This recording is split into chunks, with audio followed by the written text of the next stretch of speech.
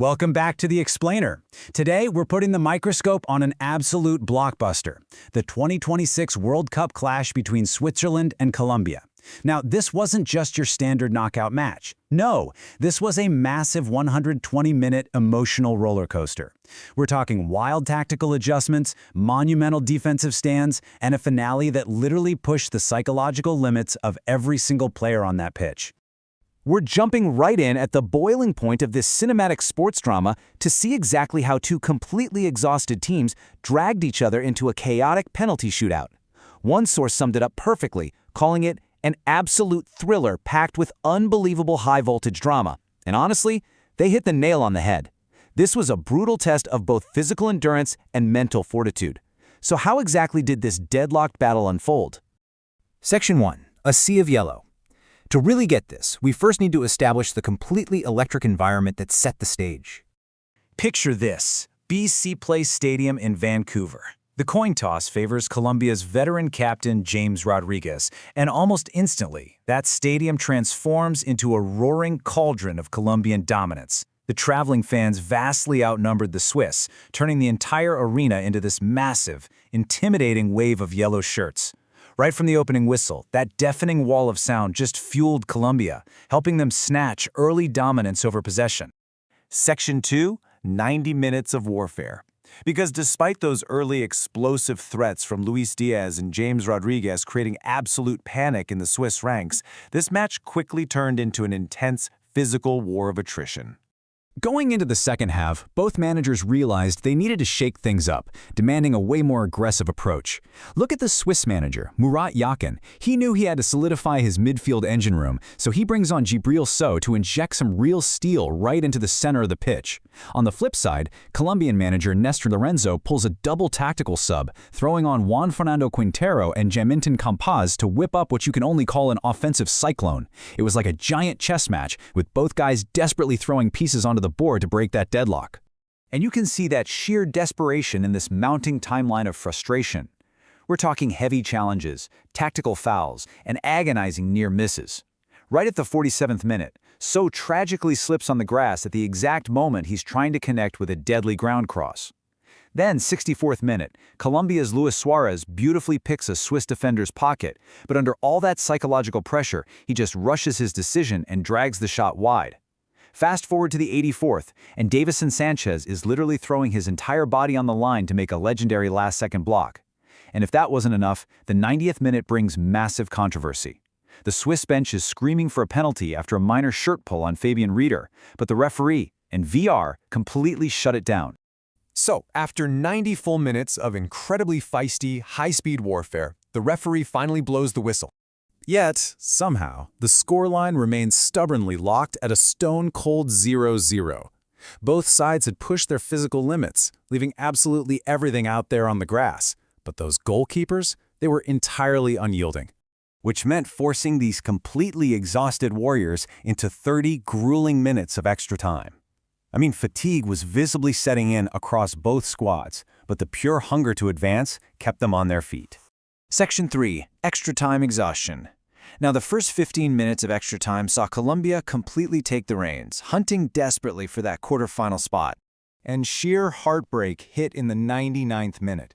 Quintero whips in this majestic, curling set piece, and John Lucumi rises high above the entire Swiss wall.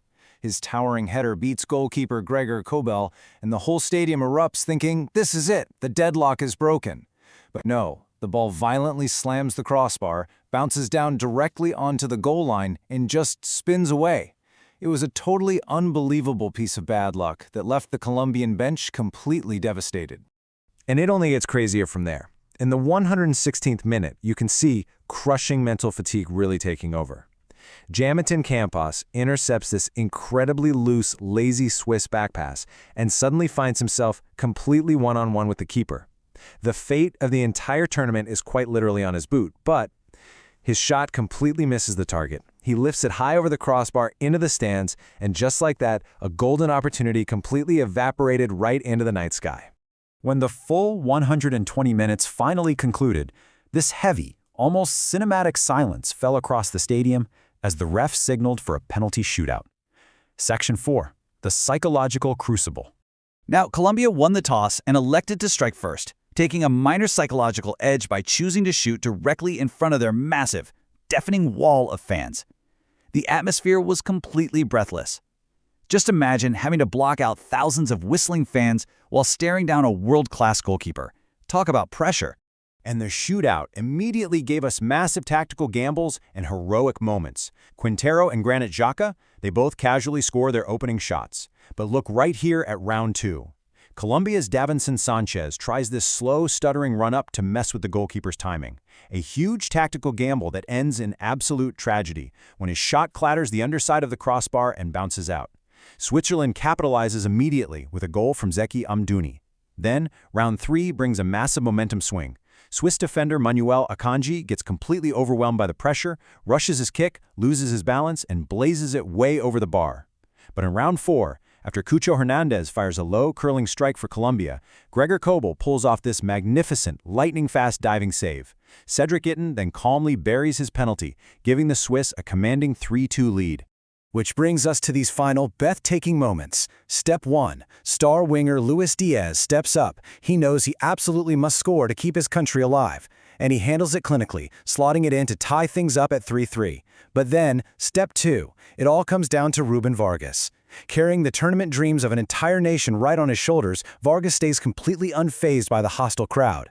He takes a confident stride and effortlessly sends the keeper the wrong way, ending the saga right then and there. And just like that, the match was decided. Section 5. A historic Swiss triumph. The contrast on the pitch at that exact moment was immediate and deeply, deeply emotional. The Swiss bench emptied like a tidal wave of pure ecstasy. They were sprinting across the pitch, celebrating rewriting history. By surviving this grueling war, Switzerland reached the World Cup quarterfinals for the very first time since 1954, booking a dream matchup against Argentina and Kansas City. But man, look at the other side. The scene was entirely different. Colombia's valiant journey ended in bitter tears and total devastation.